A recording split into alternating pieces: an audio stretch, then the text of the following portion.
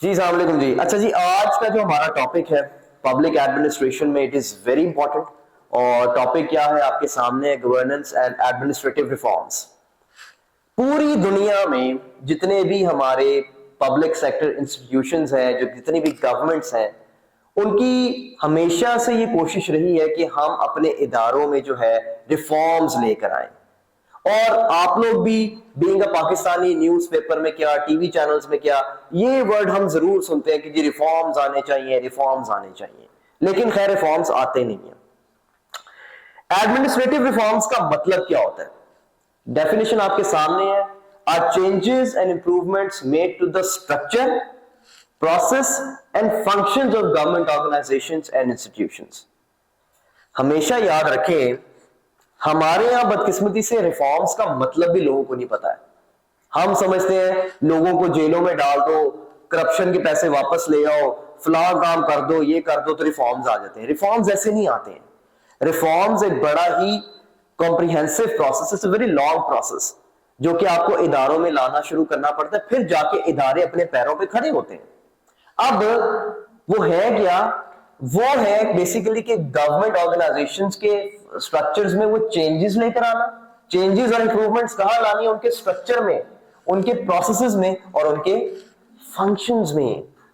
For example, आज जो बदकिस्मती से पाकिस्तान इंटरनेशनल एयरलाइंस का हाल है, वो इसी वजह से है क्योंकि हमने पीआईए की इन तीन चीजों पे वर्किंग कभी की ही नहीं। ना तो पीआईए की कभी स्ट्रक्चरिंग पे काम हुआ। स्ट्रक्चर से मुराद एम्प्लॉय स्ट्रक्चर भी होता है, स्ट्रक्चर से मुराद एडमिनिस्ट्रेटिव हायरार्की भी होता है। पीआईए में बदकिस्मती से 1 लाख से ज्यादा सियासी भर्तियां हुई हैं 90 की दिहाई में। जब एक इदारे के साथ आप इतनी बड़ी ज्यादती करेंगे कि उस इदारे में आपने 1990 की दिहाई में इतनी सियासी भर्तियां कर दी, नून लीग का बंदा चलो जी भर्ती कर दो, पीपल्स पार्टी का बंदा चलो जी इसको भी सरकारी नौकरी दे दो। सरकारी नौकरियां बड़ी बेदर्दी से बांटी गई हैं 90s की दिहाई में, जिसकी वजह से पीआईए का सारा स्ट्रक्चर ही बैठ गया। और यही हाल सिर्फ पीआईए के साथ नहीं हमने किया, हमने रेलवे के साथ भी यही काम किया, हमने पाकिस्तान स्टील मिल के साथ भी यही काम किया, और हमने अपनी पंजाब पुलिस के साथ भी यही काम किया, जिसकी वजह से हमारे इन इदारों का पेंशनर्स का बजट ही अरबों रुपए का चला गया। आप लोग अक्सर सुनते होंगे आईएमएफ का वफ्द आया जी और उन्होंने कहा जी पेंशन रिफॉर्म्स लेकर आए। पेंशन, ये क्या है पेंशन रिफॉर्म्स? पेंशन रिफॉर्म्स ये है, जब आईएमएफ का वफ्द पाकिस्तान आया, उन्होंने देखा रेलवे का 1 लाख पेंशनर, पीआईए का 1 लाख पेंशनर है। अब वो पेंशनर कौन होता है? जिसकी रिटायरमेंट हो गई है, वो घर बैठा है, वो कोई कंट्रीब्यूशन भी नहीं कर रहा, इदारे में कोई कंट्रीब्यूट भी नहीं कर रहा, मुल्क की डेवलपमेंट में भी कोई कंट्रीब्यूशन नहीं, बस तो पेंशन जा रही है जी। ओ भाई, बात ये है कि पेंशन आप दो, लेकिन इतनी भर्तियां भी तो ना करते आपको इतनी पेंशनें देनी पड़ती। सिर्फ अरबों की मद में हमारे बजट का बड़ा हिस्सा जो है पेंशन की मद में जाता है। अब जारी बात है, जब रेलवे जैसे इदारे का 1 लाख पेंशनर होगा तो रेलवे ने फिर कहां तरक्की करनी है? और वो जब पेंशन रिफॉर्म्स की, तभी तो आईएमएफ के साथ हमारा रौला रहता है। आईएमएफ कहती है पेंशन रिफॉर्म्स लेकर आए आप, और इसीलिए आप लोगों की जानकारी के लिए मैं बताता चलूं, अब जो भी सरकारी नौकरी किसी को मिलेगी वो पेंशन वाली नौकरी नहीं होगी। आप ये भी आप लोगों की इत्तला के लिए मैं बताता चलूं, पिछले दिनों ही फेडरल गवर्नमेंट ने एक लॉ पास किया इस्लामाबाद ने, शायद आप लोगों को पता भी हो, मुझे उसका नाम भूल गया, वो पेंशन रिफॉर्म से रिलेटेड ही है। अब जिसको भी सरकारी नौकरी फेडरल गवर्नमेंट देगी वो पेंशन के बगैर होगी। हाँ, वो और भी दूसरा फॉर्मूला है कि उसको वन टाइम पेमेंट दे देंगे वो लोग रिटायरमेंट में, या कोई और फॉर्मूला उन्होंने डेवलप किया, मैंने भी सारा नहीं वो पढ़ा, लेकिन पेंशन अब नहीं मिलने वाली, क्योंकि ये हमारे ऊपर बोझ है बहुत बड़ा। तो ये रिफॉर्म्स जो होते हैं इनको हम एडमिनिस्ट्रेटिव रिफॉर्म्स बोलते हैं, इंतजामी रिफॉर्म्स बोलते हैं। ये आएंगे तो आपके इदारे चलेंगे। अब और अब बदकिस्मती से पाकिस्तान की तरक्की भी ऐसे ही होनी है जब इदारों में हम एडमिनिस्ट्रेटिव रिफॉर्म्स लेकर आएंगे। अच्छा जी, made to the structure, processes and functions of government organisations and institutions, कि उनके स्ट्रक्चर में भी तब्दीलियां आए, उसके प्रोसेस में भी तब्दीलियां आए, उनके फंक्शंस में भी तब्दीलियां आए। ये क्या तरीका है जी कि आप लोग सियासी भर्तियां कर लेते हैं और उसकी बेसिस में पूरे का पूरा इदारा बैठ जाता है। प्रोसेस में भी चेंजेस लाने की बहुत जरूरत है कि इदारों के अंदर अकाउंटेबिलिटी का मैकेनिज्म हो। ये क्या तरीका है कि जी करप्शन का इल्जाम आया तो नैब को रेफर कर दिया, एफआईए को रेफर कर दिया। और भाई उस इदारे में इंटरनल अकाउंटेबिलिटी का मैकेनिज्म खुद ब खुद मौजूद होना चाहिए कि जैसे कोई करप्शन हो उसको देख ले, जैसे कि हमारी पाकिस्तान आर्मी में होता है। आर्मी में कोई भी करप्शन होती है वो नैब को नहीं दे देते, वो अपना इंस्टीट्यूशन के अंदर रहकर ही उसकी अकाउंटेबिलिटी भी करते हैं, उसकी जो है सारी की सारी क्या नाम लेते हैं, उसकी इन्वेस्टिगेशन भी करते हैं। अब ये रिफॉर्म्स क्यों लाए जाते हैं आपके सामने? These reforms aim to enhance the efficiency, effectiveness, transparency and accountability of public administration। जाहिर बात है जब ये रिफॉर्म्स आएंगे तो कोई भी इदारा हो उसकी एफिशिएंसी में भी फर्क पड़ेगा, उसकी इफेक्टिवनेस में भी, उसकी ट्रांसपेरेंसी में भी और उसकी अकाउंटेबिलिटी में भी, और इन दी एंड वो इदारा भी लोगों के लिए अच्छी सर्विस प्रोवाइड करेगा। फॉर एग्जाम्पल आप लोगों को पता है कि आजकल बहुत ज्यादा जो इश्यू बना हुआ है, लोगों के पासपोर्ट्स नहीं बन रहे हैं। आए दिन हम सुनते रहते हैं कि लोगों के पासपोर्ट्स नहीं बन रहे हैं क्योंकि बहुत ज्यादा बैकलॉग है। तो जारी बात है हमें उस इदारे में भी, इमिग्रेशन एंड पासपोर्ट्स के इदारे में भी हम लोग को रिफॉर्म्स लाने की जरूरत है कि अब तो इतनी जदीद तर मशीनें आ चुकी हुई हैं, अब तो फौरन लोगों के पासपोर्ट्स बन जाने चाहिए। लेकिन अब भी हम वही पुरानी टेक्नोलॉजी यूज कर रहे हैं जिसकी वजह से हमारे पासपोर्ट्स लोगों को बहुत ज्यादा मसले मसाइल शिकार है। जहां हम एडमिनिस्ट्रेटिव रिफॉर्म्स की बात करते हैं तो एक चीज बहुत ज्यादा जेरे बहस आती है और वो है प्राइवेटाइजेशन। ये एक ऐसा टॉपिक है जो हम जब से पाकिस्तान बना है तब से हम सुनते आ रहे हैं कि जी फलां इदारे को प्राइवेटाइज कर दो, फलां इदारे को प्राइवेटाइज कर दो। दरअसल बात यह है कि आज तक प्राइवेटाइजेशन का अमल हमारे मुल्क में शफाफ तरीके से हुआ ही नहीं है, जिसकी वजह से प्राइवेटाइजेशन से भी लोगों का एतमाद उठ चुका है कि नहीं जी नहीं, प्राइवेटाइजेशन होगी तो फलां काम हो जाएगा, प्राइवेटाइजेशन होगी नौकरियां चली जाएंगी, लोग सड़कों पे आ जाएंगे, मुलाजमीन जो अपनी नौकरी छोड़ देंगे, मुलाजमीन की फाइनेंशियल बैकिंग नहीं होगी और ये नहीं होगा तो वो नहीं होगा। लेकिन हालांकि जब बाहर की दुनिया में भी प्राइवेटाइजेशन होती है उसके कुछ तरीकेकार है, उसके कुछ टाइप्स हैं। अब आप लोग मुझे बताएं कि कौन सा ऐसा इदारा जिसकी आजकल प्राइवेटाइजेशन हो रही है? पीआईए की हो रही है। और ये टॉपिक आप लोगों को कराना इसलिए भी जरूरी है क्योंकि जिन्होंने 25 में अटेम्प्ट देनी है, आई एम डेड श्योर कि पब्लिक एड का एग्जामिनर प्राइवेटाइजेशन का क्वेश्चन जरूर देगा, क्योंकि पीआईए की प्राइवेटाइजेशन भी चल रही है, आजकल टॉक ऑफ द टाउन है, काफी लोग इसके बारे में बात भी कर रहे हैं। सुना है कि पीआईए के बाद रेलवे की बारी है, फिर और ये डिस्कोस की बारी है, जितनी भी हमारी डिस्ट्रीब्यूशन कंपनीज हैं, लेस्को, मैप्को, फेस्को, ये जितनी भी, फिर इनकी बारी आनी है। तो खैर ये देखते हैं हुकूमत कितनी संजीदा है, इस चीज का तो आने वाला वक्त ही बताएगा कि प्राइवेटाइजेशन के मामले में ये कितने संजीदा है। अब प्राइवेटाइजेशन की सिंपल सी डेफिनेशन जो आप लोग याद भी कर सकते हैं, जो मैंने लिखी भी है, is the process of transferring ownership, control and management of public assets, services और एंटरप्राइज टू प्राइवेट एंटिटीज।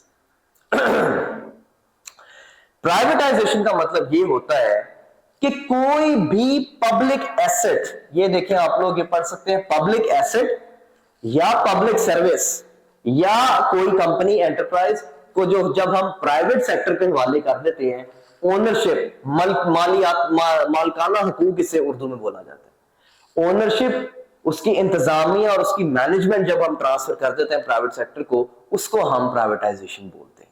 अब इसकी कुछ टाइप्स हैं, there are various methods and types of privatisation, each with its own characteristics and implications. वो क्या है हमने आगे जाके पढ़ना है, लेकिन फिलहाल तो डेफिनेशन आप लोगों की बिल्कुल क्लियर होनी चाहिए कि प्राइवेटाइजेशन होती क्या है और इसके क्या फायदे हैं, नुकसान हैं। अच्छा, एक बात हमेशा याद रखनी है आपने, जरूरी नहीं है कि प्राइवेटाइजेशन हमेशा अच्छे तरीके से ही हो या प्राइवेटाइजेशन के हमेशा फायदे ही हो, प्राइवेटाइजेशन के अक्सर नुकसान भी हो जाते हैं।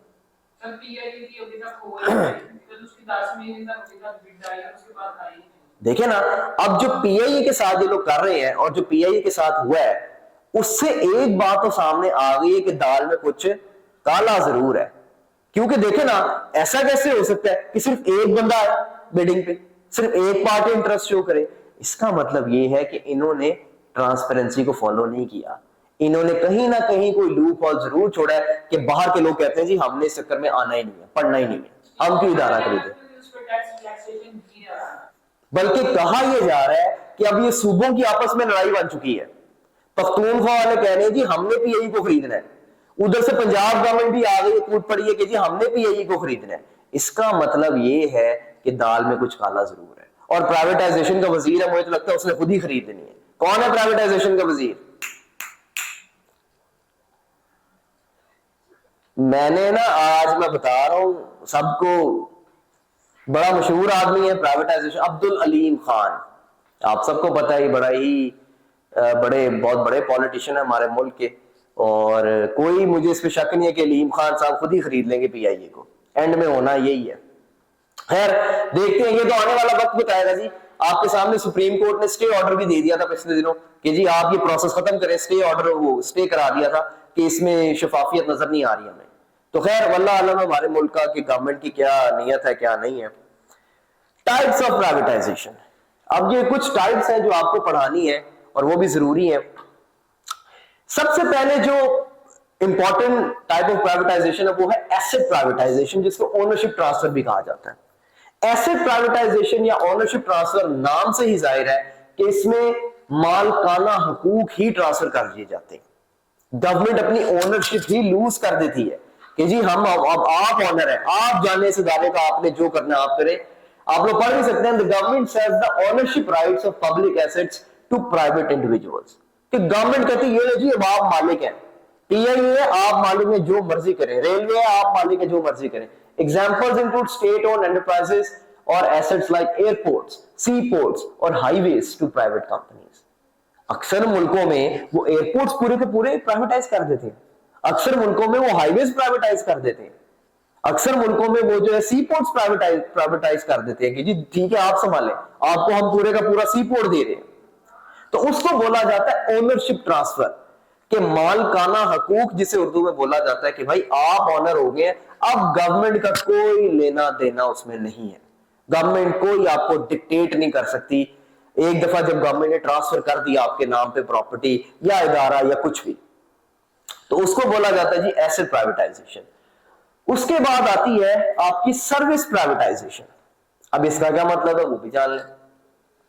सर्विस प्राइवेटाइजेशन को आप कॉन्ट्रैक्ट भी बोलते हैं, कॉन्ट्रैक्टिंग आउट।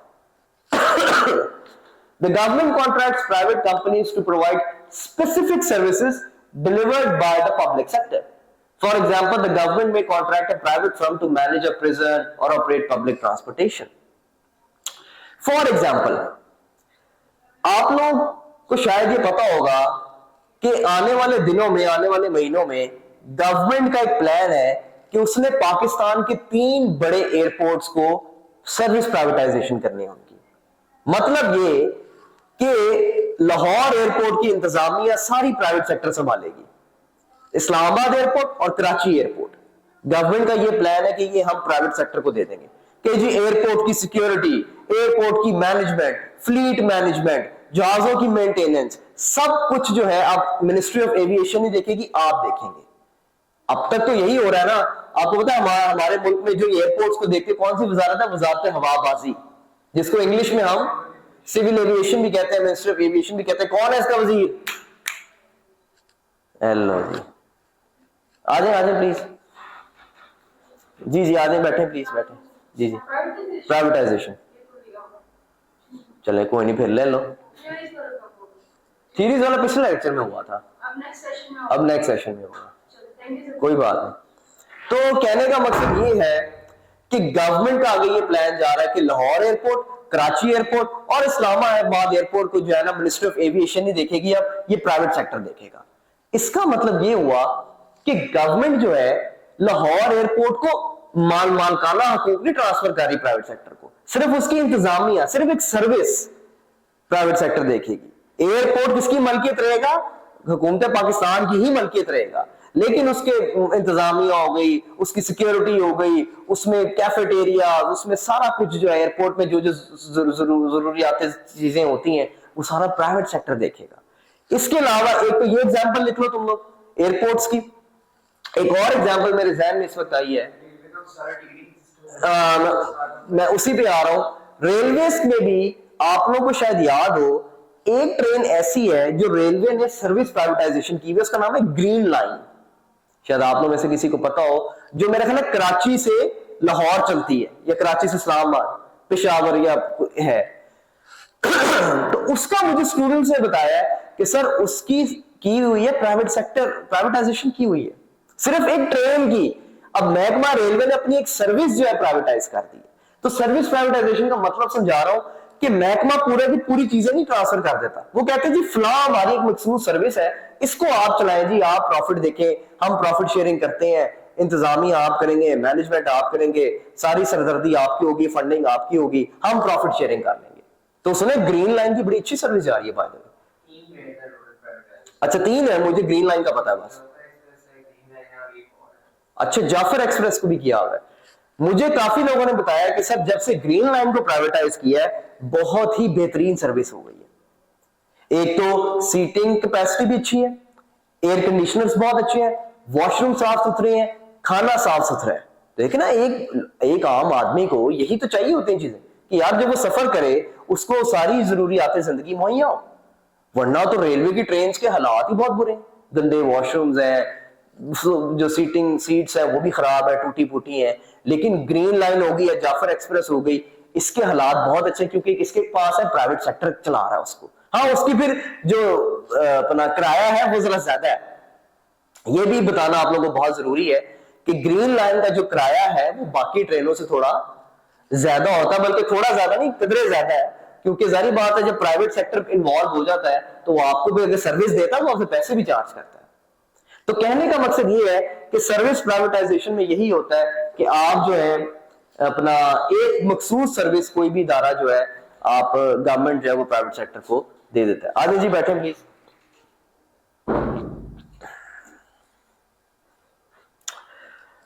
अच्छा जी, इसके अलावा जिस तरह उमर ने बताया कि टिकटिंग सिस्टम भी सारा प्राइवेट सेक्टर देख रहा है रेलवे का।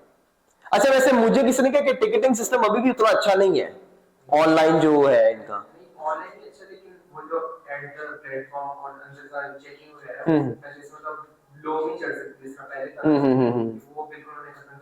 चले ये तो अच्छी बात है और ये तब्दीली आई है, इसमें बड़ा जरूरी है। देखिए ना, अब ये सारी चीजें प्राइवेटाइजेशन ताकि सर्विस को बेहतर किया जाए, पब्लिक सर्विस डिलीवरी को बेहतर किया जाए। रेलवे क्या पब्लिक सर्विस दे रहा है? ट्रांसपोर्टेशन की सर्विस दे रहा है आप लोगों को, सफर की सर्विस दे रहा है आपको। तो सफर जब ट्रांसपोर्टेशन की सर्विस अच्छी होगी लोग भी खुश होंगे कि यार बड़े को बड़ा अच्छा इदारा जा रहा है, बड़ा अच्छा हमें सर्विस प्रोवाइड की जा रही है, दिस एंड ऑल दैट। इसी तरह ही एक टर्म होती है फ्रेंचाइजिंग, इसके साथ आप सब वाकिफ होंगे। फ्रेंचाइजिंग जो है ज्यादातर पब्लिक सेक्टर में इस्तेमाल नहीं होती है दुनिया भर में, ये ज्यादातर प्राइवेट सेक्टर में यूज होती है। फ्रेंचाइजिंग से मुराद ये है कि आप लोगों को पता होगा कि पाकिस्तान में जितने भी मैकडॉनल्ड्स हैं, ये जो मैकडॉनल्ड्स है ये अमेरिका मैकडॉनल्ड्स वाले नहीं चला रहे, उन्होंने फ्रेंचाइजिंग की हुई है।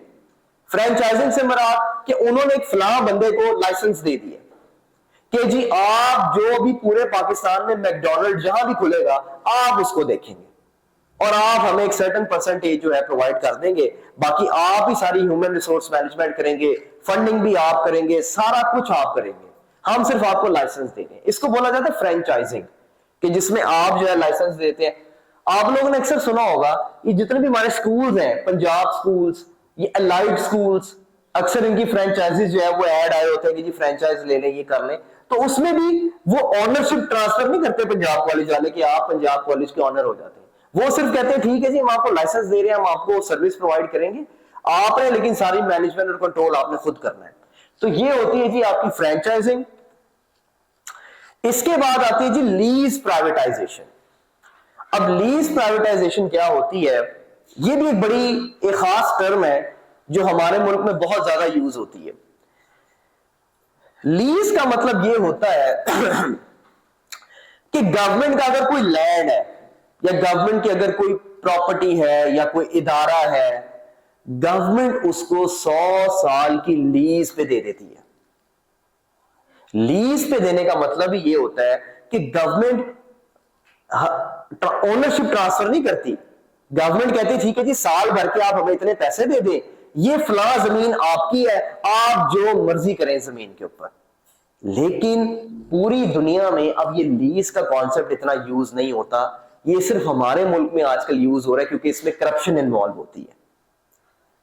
आप लोगों ने लाहौर के 2 बड़े मशहूर क्लब्स हैं, शायद आप लोग वाकिफ हो, एक बड़ा मशहूर क्लब है लाहौर जिम खाना क्लब। आपको पता है लाहौर जिम खाना साल भर का कितना प्रॉपर्टी टैक्स देता है? लाहौर जिम खाना सेंट्रल अपर मॉल में वाकई है, एकड़ जमीन के ऊपर है, वो एकड़ों से भी ज्यादा ही होगी, गोल्फ कोर्स भी है, एलीट क्लब है लाहौर का। लाहौर जिम खाना सिर्फ 500 रुपया टैक्स देता है सालाना। सोचिए प्रॉपर्टी टैक्स। क्यों? क्योंकि लाहौर जिमखाना को आज से काफी साल पहले गवर्नमेंट ऑफ पंजाब ने लीज पे दे दिया था कि जी आप हमें 100 साल की लीज पे दे रहे और हम जो मर्जी चाहे प्राइवेट सेक्टर करें। कितनी बड़ी ज्यादती की बात है कि आज जहां लाहौर शहर में 5 मरले का प्लॉट जो है वो 50 लाख से कम का नहीं है, तो वहां पे इतनी आइडियल लोकेशन पे क्लब वाकई है और वो क्लब की इंतजामिया सिर्फ 500 रुपया प्रॉपर्टी टैक्स देती है। क्यों? कि सिर्फ अशराफिया का क्लब है वो। क्यों? क्योंकि सिर्फ एलीट क्लास जाती है वहां पे। 1.5 लाख मेंबरशिप का लेते हैं। नहीं, 1.5 लाख मेंबरशिप का नहीं, 20 लाख मेंबरशिप का लेते हैं। इसी तरह ही एक दूसरा क्लब भी है रॉयल पाम।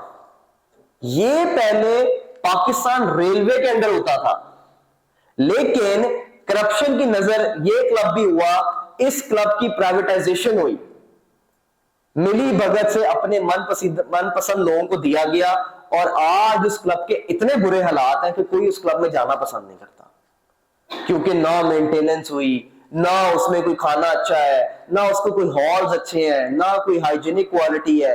आज कोई लाहौर का बंदा रॉयल पाम नहीं जाता, जबकि ये क्लब एक दौर में बड़ा मशहूर क्लब होता था लाहौर में। रॉयल पाम की बड़ी वैल्यू थी एक क्लब में, जब तक ये पाकिस्तान रेलवे के अंडर था। खैर आपको याद होगा बड़े साल पहले इसका सुप्रीम कोर्ट में केस भी चला था, तो फिर वो सुप्रीम कोर्ट ने खैर वापस कराया, फिर रेलवे के पास आया, लेकिन अब भी सुना कि क्लब के अच्छे हालात नहीं, क्योंकि माली बुरहान का शिकार है, क्योंकि फंड्स इतने नहीं है उसके।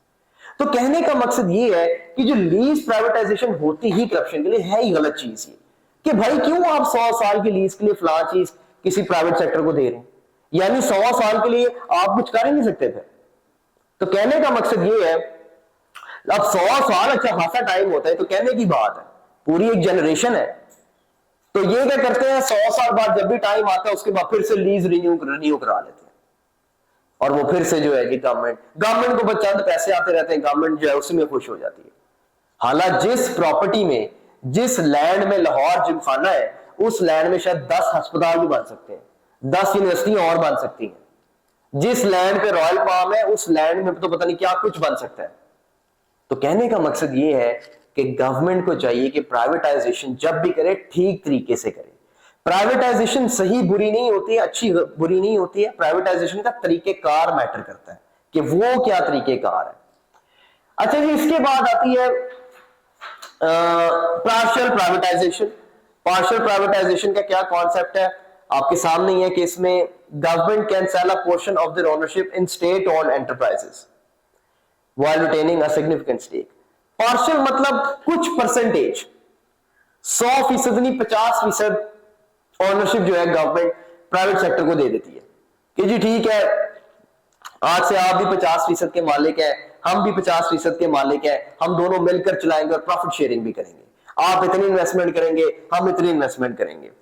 पब्लिक प्राइवेट स्कूल्स का था, वो इसमें पब्लिक प्राइवेट स्कूल्स का ये जो अभी रिसेंटली पंजाब गवर्नमेंट है, जी जी बिल्कुल वो भी यही चीज है, उसका भी आप लिख सकते हैं। बल्कि उस स्कीम का एक नाम भी है, मुझे नाम भूल के, वो आप केस स्टडी के तौर पर लिख सकते हैं। वैसे ये पिछले दिनों ही पंजाब गवर्नमेंट ने अनाउंस की थी, जिसमें उन्होंने कहा था कि जी सरकारी जितने भी स्कूल हैं वो प्राइवेट सेक्टर ले सकता है, लेकिन उसका भी मैंने सुना बड़ा बुरा रिस्पॉन्स आया। कोई प्राइवेट सेक्टर का बंदा उन स्कूलों को लेने को तैयार नहीं, क्योंकि उनको पता है कि एक दफा हमने ले लिया तो हमारे गले पड़ जाना ही। खैर एनीवेज, ये तो बात की बातें हैं। और मिक्स्ड ऑनरशिप भी वही चीज है जिसमें प्राइवेट सेक्टर और गवर्नमेंट मिक्स्ड ऑनरशिप रहती है इनकी, 50% गवर्नमेंट की रहती है, 50% प्राइवेट सेक्टर की रहती है, और वो दोनों मिलकर चलाते हैं। लेकिन जब भी एडमिनिस्ट्रेटिव रिफॉर्म्स की बात आती है, आजकल पूरी दुनिया में एक नया ट्रेंड आ गया है, एक नया मैकेनिज्म फॉलो हो रहा है, और उस मैकेनिज्म का नाम है public private partnership. This is the best form of administrative reforms. आप लोगों ने भी पेपर में यही लिखना है कि PPP public private partnership is the best way to engage with the private sector. अब ये क्या चीज है, जरा इसको देख ले, इसका मॉडल भी समझ ले कि ये किस मॉडल के तहत चलता है। ये बीओटी मॉडल के तहत चलता है। बीओटी आप लोग लिख भी ले, लिखा भी हुआ है, बिल्ड ऑपरेट एंड ट्रांसफर। ये है जी हमारा बीओटी मॉडल। अब इसका मतलब क्या है? Under a concession arrangement, the government grants a private company the right to operate, maintain, and often finance a public asset for a specific period. For example, roads or infrastructure projects. In the BOT arrangement, the private entities design, build, operate, and finance projects with the expectation of transferring back to the government after a set period. For example, Orange Line train of Lahore. इसका लिख लें जरा, या इसके अलावा भी बड़े खैर प्रोजेक्ट्स हैं, अभी मेरे जहन में ऑरेंज लाइन ही आ रहा है। होता ये है अब पूरी दुनिया में, और अब पाकिस्तान ने भी शुक्र है इस मॉडल को फॉलो करना शुरू कर दिया है। अब हुकूमत पाकिस्तान के पास या हुकूमत पंजाब के पास तो इतने पैसे हैं ही नहीं कि वो ऑरेंज लाइन ट्रेन बना सके या मेट्रो बस सर्विस बना सके। इसके लिए तो अरबों रुपया चाहिए। होता फिर ये है कि गवर्नमेंट प्राइवेट सेक्टर को कहती है कि जी आप आए, अच्छा आप क्या क्या करें, आप डिजाइनिंग भी आपकी जिम्मेदारी है, आप डिजाइनिंग करेंगे, उसके बाद बिल्ड भी आप ही करेंगे। पहले आप स्ट्रक्चर डिजाइन करें, उसको फिर बनाए भी आप ही, और उसको फिर ऑपरेट भी आप ही करेंगे। अच्छा जी, ऑपरेट कर लिया और फाइनेंस भी आप ही करेंगे। जब ये सारा कुछ प्राइवेट सेक्टर कर लेता है with the expectation of transferring back to the government, फिर गवर्नमेंट क्या करती है कि जी आप सब कुछ करें, हम उसके बाद 20 साल के लिए जो है हम प्रॉफिट शेयरिंग कर लेंगे, लेकिन 20 साल के बाद आपकी छुट्टी, उसके बाद आप हमें ट्रांसफर करेंगे प्रोजेक्ट, हमारे लोकल लोगों को प्रोजेक्ट सारा सिखाएंगे, बताएंगे, समझाएंगे, और 20 साल के बाद आप चलते बनेंगे। This is the best model जो आज की दुनिया में चल रहा है, और हमें भी अगर सच पूछें तो पीआईए को भी हमें ऐसे ही चलाना पड़ेगा।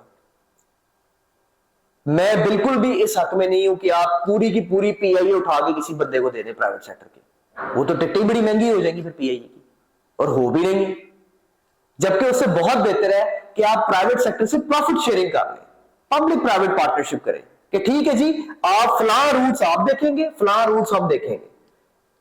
पीआईए के बड़े रूट्स हैं, उमरा और हज में पीआईए अच्छे खासे पैसे कमाती है हर साल। उमरा और हज आप प्राइवेटाइज कर दें, क्योंकि नॉर्मली लोग जो उमरा पे जाते हैं, जो हज पे जाते हैं, वो बड़ी शिकायत करते हैं कि पीआईए की सर्विस बहुत बुरी है। बल्कि अब तो ज्यादातर लोग जाते ही सऊदी एयरलाइंस में, जितने भी मेरे जानने वाले या आप लोग के जानने वाले होंगे सब सऊदी एयरलाइंस में जाते हैं। भाई सऊदी एयरलाइंस में आप क्यों जा रहे हैं, आप अपनी प्राइवेट अपनी पाकिस्तान कौमी एयरलाइन में जाए, लेकिन उनकी भी मजबूरी, कौमी एयरलाइन इतनी अच्छी सर्विस नहीं प्रोवाइड कर रही। तो कहने का मकसद ये है, ऑरेंज लाइन ट्रेन का जो मंसूबा था वो भी यही था। और इसके अलावा हमारे जो जितने बिजली घर बने हैं, मेरे ख्याल नंदीपुर पावर प्लांट और मोटरवेज के काफी प्रोजेक्ट हमारे इस तरह बन रहे हैं, और हमारे काफी प्रोजेक्ट आजकल मुल्क में चल भी रहे हैं। जो इस ये मेरा ख्याल है जो ये वाला डैम बन रहा है, क्या नाम है इसका, बादशाह डैम जो बन रहा है, वो भी इसी मॉडल के तहत बन रहा है कि वो चाइनीज कंपनी जो है वो सारा कुछ कर रही है। जब एक दफा डैम जो है वो अपनी वर्किंग में आ जाएगा, और उसके बाद 10-20 साल के लिए ML1 की बात कर रही हैं, लेकिन ML1 का भी कुछ हुआ नहीं है एक्चुअली, उस पर कोई पेशरफ्त नजर नहीं आई कि वो कुछ शुरू हुआ हो प्रोजेक्ट या कुछ भी हुआ हो, लेकिन उसका कुछ समझ नहीं आई। कराची सर्कुलर रेलवे का प्रोजेक्ट जरूर था, लेकिन मेरा ख्याल है वो भी अभी डिले का शिकार है। तो कहने का मकसद ये है कि ये this is the best model. अब देखें ना, ऑरेंज लाइन ट्रेन बन गई, लाहौर के शहरियों को कितना फायदा है, लेकिन उसमें गवर्नमेंट का 1 रुपया नहीं लगा। लेकिन गवर्नमेंट अभी तक एक प्रॉफिट शेयरिंग जरूर उस कंपनी के साथ कर रही है जिसने ऑरेंज लाइन एग्जीक्यूट, ठीक है उसमें कोई ब्राइब नहीं। गवर्नमेंट कहती है ठीक है 10-20 साल के लिए अगर हमें प्रॉफिट शेयरिंग करनी भी पड़े तो 20 साल के बाद तो सारा प्रॉफिट हमारा ही है, या 10 साल के बाद, या 5 साल के बाद, या 15 साल के बाद। तो ये सब चीजें जो है ये पीपीपी मॉडल के तहत होती है कि आप प्राइवेटाइजेशन करें ही ना, क्योंकि देखिए ना आपको तो नहीं पता ना प्राइवेटाइजेशन के आगे जाके क्या फायदे नुकसान होंगे। हम अगर आज पीआईए को प्राइवेटाइज कर भी देते हैं, 5 साल बाद गवर्नमेंट कह रही है यार हमने तो बड़ा गलत फैसला कर लिया, हम तो फलां चीज कर लेते, हम तो फलां काम कर लेते, तो इदारा हमारे पास ही रहता, बजाय कि हम किसी गैर बंदों को दे दें, प्राइवेट सेक्टर के लोगों को दे दें, वो तो मनमानी के फिर पैसे किराए लेंगे लोगों से। तो ये जो है हमारा एक पीपीपी का मॉडल जो है, this is the best model कि जिसको आप चला भी सकते हैं। इसको बहुत ज्यादा अगर इंटरनेशनल स्केल में मैं बात करूं, इंडिया बहुत फॉलो कर रहा है। इंडिया इसको कैसे फॉलो कर रहा है, पिछले दिनों आपने सुना होगा एलॉन मस्क का, सबको पता है एलॉन मस्क ने भारतीय वजीर आजम से राब्ता किया, नरेंद्र मोदी से, और एलॉन मस्क ने नरेंद्र मोदी को यह कहा कि मैं चाह रहा हूं कि अपना चाइना से सारा इंडस्ट्री सेटअप उठाकर मैं कहां लगाऊं, इंडिया में, और आईफोन्स भी इंडिया में बनेंगे, हमारी सारी प्रोडक्शन इंडिया में होगी, और आईफोन की बैक साइड में मेड इन चाइना नहीं लिखा होगा बल्कि मेड इन इंडिया लिखा होगा। तो आपको पता है मोदी ने क्या जवाब दिया? मोदी ने कहा मैं सब कुछ करने को तैयार हूं, लेकिन मॉडल कौन सा होगा? ये वाला होगा। देखिए वो लोग कितने सिंसियर है अपने लोगों के साथ। हालांकि मोदी चाहता तो करप्शन भी कर सकता था, वो चाहता तो उससे पैसे भी ले सकता था, लेकिन उसने कहा नहीं, आप आए, इंडस्ट्री लगाएं, इंडस्ट्री लगाने के बाद हमारे लोगों को आप ट्रेन करें, उसके बाद आप चलते बने।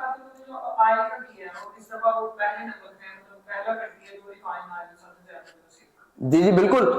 तो कहने का मकसद ये है कि इसी तरह दुनिया भर की हुकूमतें चलती हैं। तो वो हुआ ये है कि वो मेरे ख्याल टेस्ला इंडस्ट्रीज भी इंडिया में लगाना चाह रहा है। टेस्ला की गाड़ियां जो है वो भी इंडिया में अब आप जल्द देखेंगे, बल्कि शायद आ भी गई हैं अब तो कहने का मकसद ये है, अब आप खुद सोचे, जो लेबर एलॉन मस्क को इंडिया में मिल सकती है, क्या उसको पाकिस्तान में नहीं मिल सकती? बिल्कुल मिल सकती है, लेकिन पाकिस्तान में कोई इसलिए नहीं आता क्योंकि यहां के हालात ही नहीं अच्छे।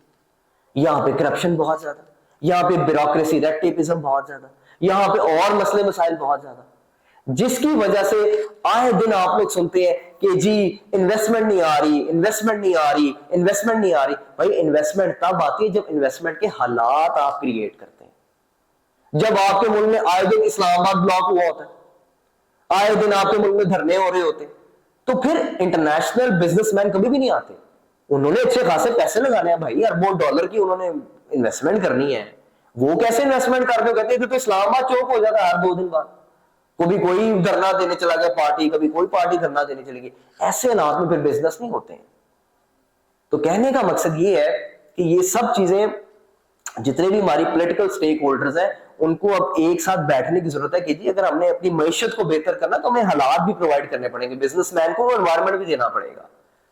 अब जारी बात है जितनी आबादी इंडिया की है, और जारी बात है पाकिस्तान में भी उसको चीप लेबर मिल सकती है, एलॉन मस्क को पाकिस्तान में भी बहुत ज्यादा चीप लेबर।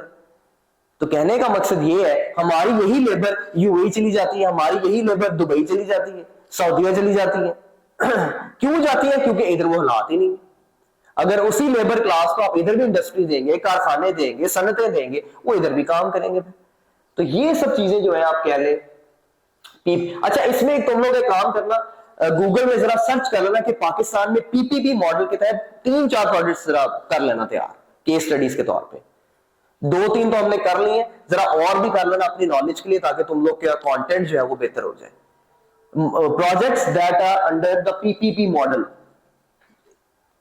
काफी प्रोजेक्ट्स हैं, मेरे जहन में से आ नहीं रहे, लेकिन वो बेशतर प्रोजेक्ट्स हैं जो पीपीपी मॉडल के तहत चल रहे हैं हमारे मुल्क में, और बड़े अच्छे चल रहे हैं। अच्छा जी, लिक्विडेशन जो होती है, लिक्विडेशन का मतलब ही आपके सामने, close down. In our rare cases, the government may decide to completely shut down and liquidate a state-owned enterprise, selling off all its assets and ceasing operations. अक्सर हालात में ऐसा होता है कि कोई हुकूमती इदारा ऐसा होता है जो इतना लॉस में जा रहा होता है कि गवर्नमेंट कहती है इसको लिक्विडेट ही कर दो, इसको खत्म ही कर दो इस इदारे को। तो गवर्नमेंट जो है कहती है हम इसको प्राइवेटाइज भी नहीं करना, इसको खत्म ही करें, हमें इसकी जरूरत ही नहीं है। बल्कि चंद माह पहले प्राइम मिनिस्टर शहबाज शरीफ साहब ने एक इदारा खत्म